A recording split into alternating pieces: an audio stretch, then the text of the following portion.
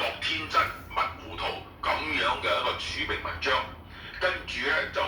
由呢個港澳辦嘅官網同埋中聯辦嘅官網咧就去轉載。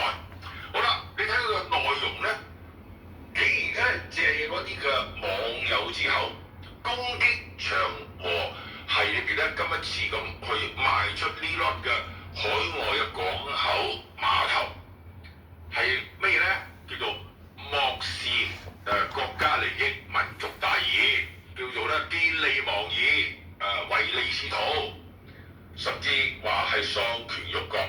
所謂出賣和背叛全體中國人。哇！一系列呢啲嘅帽子，完全係文化大革命批鬥嗰套嘢。咁我覺得奇怪啦，香港作為一個國際金融中心，係嘛？實行資本主義嗰個原有嘅制度，咁你喺嗰個作為一個香港，亦都係世界上最自由嘅經濟體，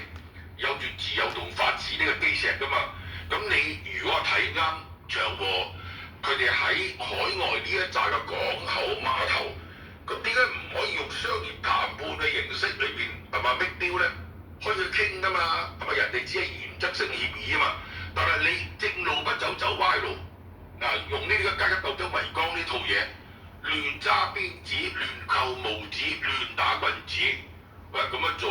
我覺得咧喺理論上係荒謬嘅，喺邏輯上係混亂嘅，喺法律上係違背嘅，而喺影響上係惡劣嘅。點解我講到佢喺法律上係違背咧咁樣？呢一度咧就要明白，